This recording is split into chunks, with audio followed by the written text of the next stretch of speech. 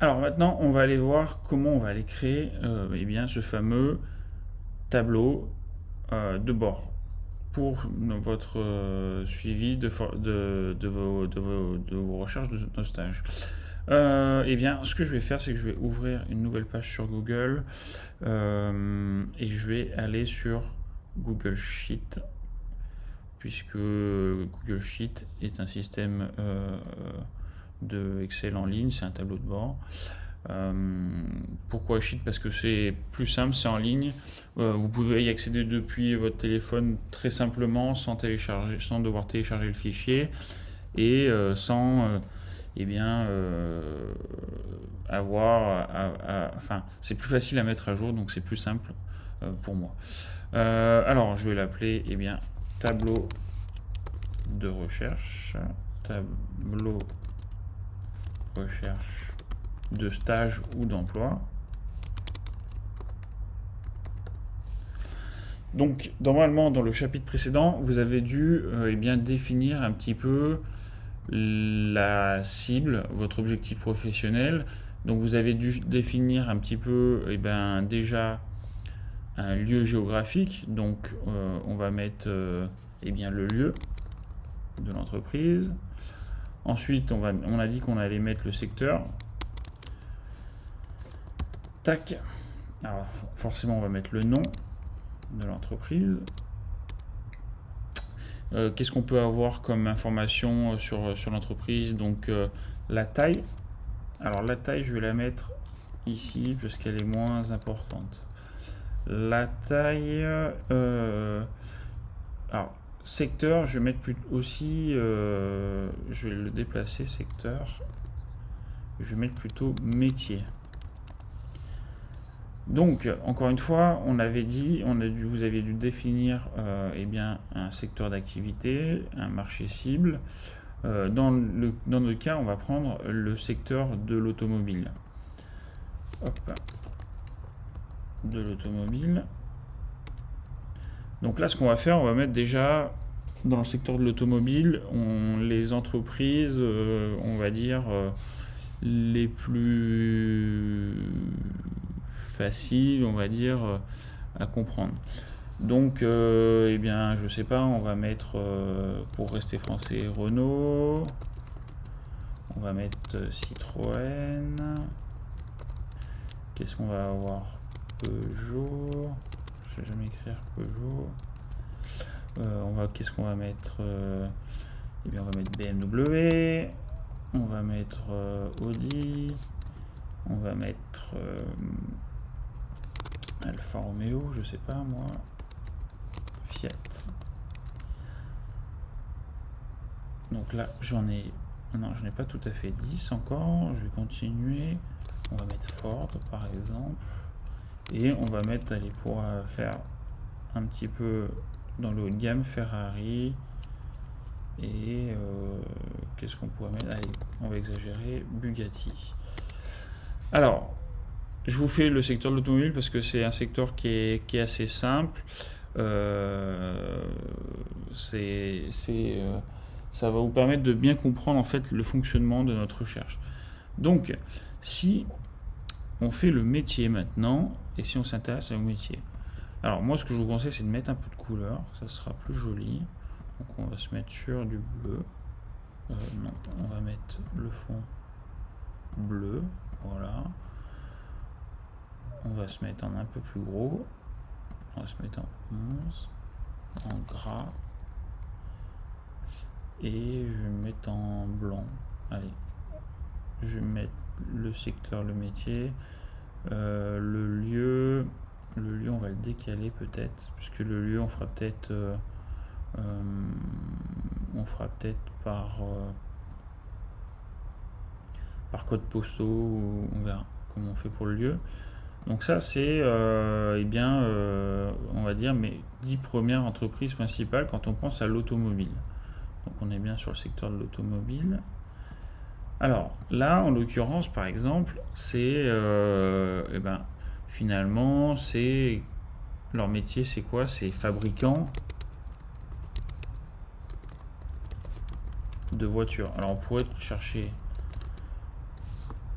d'autres domaines. Enfin, on pourrait chercher le code RAM exact. Si on va dans le secteur d'automobile, on peut aller chercher vraiment l'entreprise, enfin le code qui va avec. Mais c'est pour vraiment vous donner une première réflexion sur le secteur. Donc là, par exemple, ce qu'on va faire, c'est qu'on va après réfléchir en se disant, bah tiens, finalement, qui c'est qu'il y a dans le secteur de l'automobile?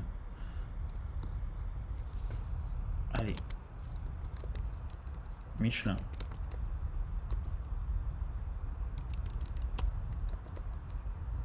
Si je pense au secteur automobile, je vais penser peut-être à Valeo.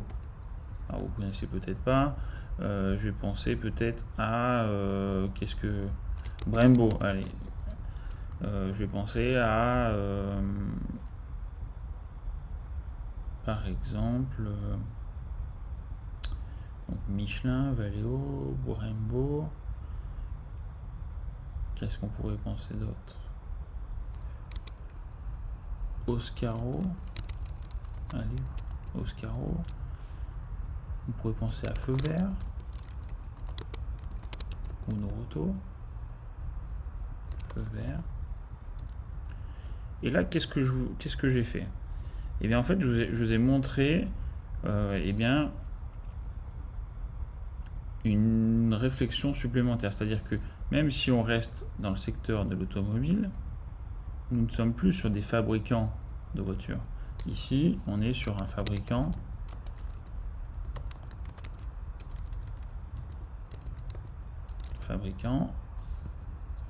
de pneus. Donc là, on est vraiment, on va du coup, qu'est-ce qu'on va faire? Hop, si je décale, on va aller faire 10 entreprises qui sont dans la fabrication de pneus. Alors, on va pas faire comme ça. Je reviens. Tac. Je vais me mettre là. Parce que visuellement, ça sera plus facile. Hop. Je vais aller chercher les... Donc, par exemple, on a Pirelli. On a Goodyear. Je sais plus si ça existe. Oui, Goodyear. Etc. Etc. Feu vert. Là, on décale aussi. On se met par là, par exemple. Feu vert, c'est quoi? C'est une entreprise. Alors, c'est plus ou moins un garage automobile.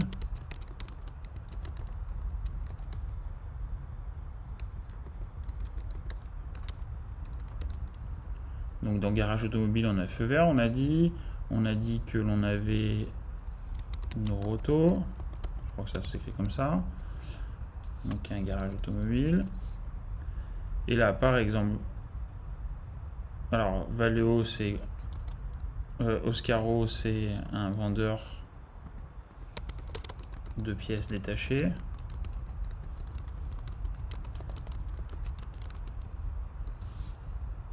Donc là, pareil, je vais aller faire toutes mes vendeurs de pièces détachées. Et Valeo et Brembo, on est sur des équipementiers. Oui, si on peut l'écrire comme ça, équipementier, automobile, oui, c'est bon.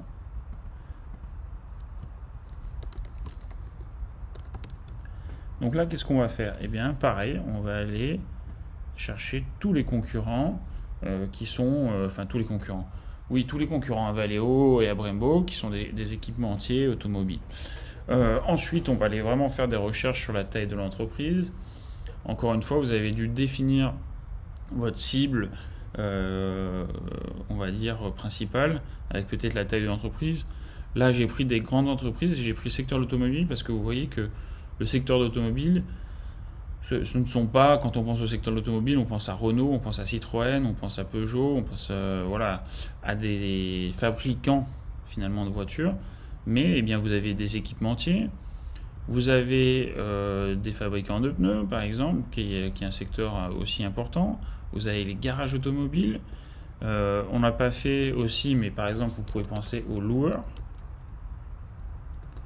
Donc on a qui comme loueur? On a On a Europcar. On a Avis, etc., etc. Donc en fait, c'est ce qu'on vous expliquait quand je vous disais qu'il fallait que, en fait, vous allez essayer de voir en mettant un nom, en vous définissant son métier, son secteur, et bien que vous allez pouvoir rechercher d'autres informations. Donc là, qu'est-ce qu'on va faire? Donc on a créé notre... une fois que vous avez fait ça, vous allez faire vos recherches. Et en fait, ça va vous donner des idées d'entreprises que vous allez pouvoir contacter. Ensuite, vous allez donner la taille, le lieu. Et là, je vais vous mettre en rose. Alors pourquoi en rose? C'est pour que... Rose un peu comme les ressources humaines. Et bien là, il va falloir trouver les contacts. Donc, quand je dis contact, on va mettre le poste de la personne. Ce qui va être important, ça va être d'aller rechercher la personne. Donc, par exemple, le responsable des ressources humaines, RH, le responsable recrutement,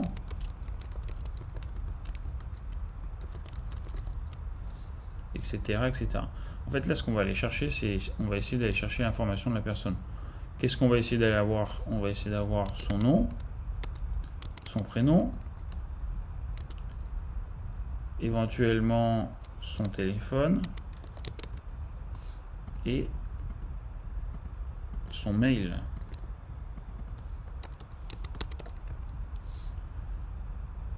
Et ça, toutes ces informations-là vont être utiles parce que du coup, quand vous allez adresser vos candidatures, eh bien, ça va être hyper simple. Ça va être hyper simple aussi au moment où vous allez vouloir relancer.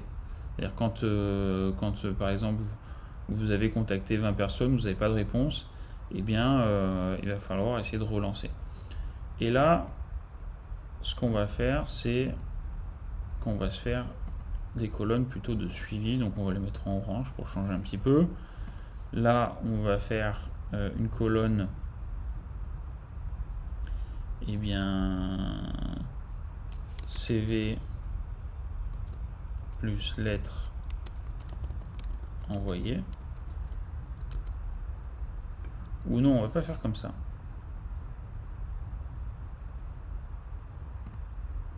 Ou alors si, enfin ça c'est à vous de vous organiser. Soit on peut faire comme ça. Et là vous allez mettre oui, oui, oui, oui, à faire, manque peut-être mail, etc., etc. Après vous allez peut-être vous faire une colonne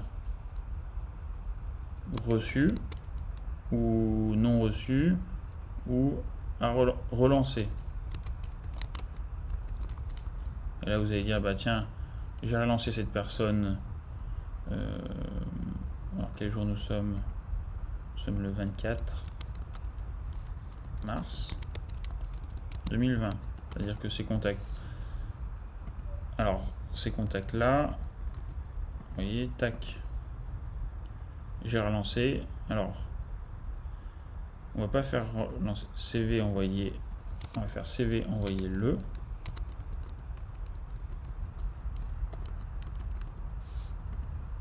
Et on va faire relancer le. Alors pourquoi je fais ça? C'est-à-dire que ce qui va être bien, c'est que du coup, quand vous allez faire vos contacts, enfin quand vous allez faire vos relances, vous allez pouvoir dire je vous ai envoyé mon CV et ma lettre de motivation donc en l'occurrence le 24 mars, et admettons aujourd'hui la semaine d'après, donc la semaine d'après on sera le, attendez je regarde,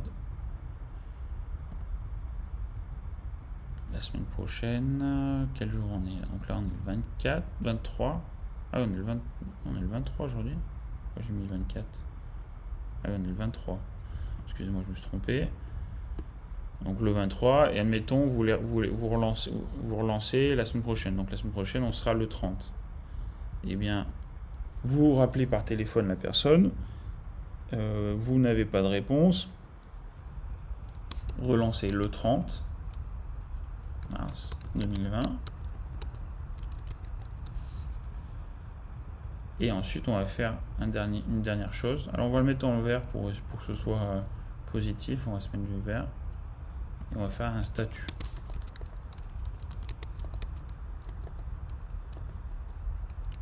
Alors, qu'est-ce que ça va être le statut? Ça va être, là où vous allez faire un suivi, encore une fois, en mettant, par exemple, statut ne recrute pas.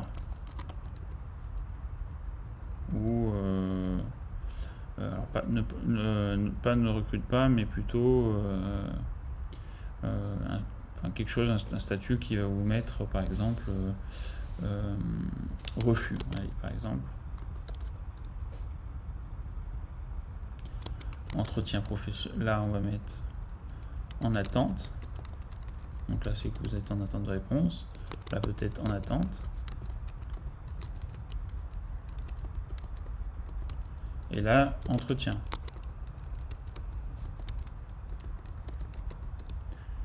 C'est-à-dire que vous allez peut-être mettre un entretien. Donc ça, c'est des exemples. Pour que vous essayez d'avoir en fait finalement un fichier qui va vous permettre de faire vraiment un suivi. Vous allez pouvoir mettre d'autres informations. On pourrait mettre par exemple le site internet. Ou je sais pas moi, un lien vers l'offre d'emploi par exemple. Si vous avez lien offre d'emploi, vous pouvez vraiment tout imaginer. Ce qu'il faut, c'est que en fait votre fichier vous corresponde un petit peu à vous, votre manière de fonctionner. On a tous une manière de fonctionner différente. Moi je sais que j'aime bien faire des tableaux qui sont assez précis pour me rappeler des choses, essayer d'être le plus professionnel possible. Vous pouvez très bien créer un onglet par secteur d'activité, par exemple secteur de l'automobile. Je peux écrire mobile. Après vous pouvez peut-être avoir un onglet secteur, je sais pas moi, le secteur sanitaire, ou je sais pas moi, les hôpitaux par exemple.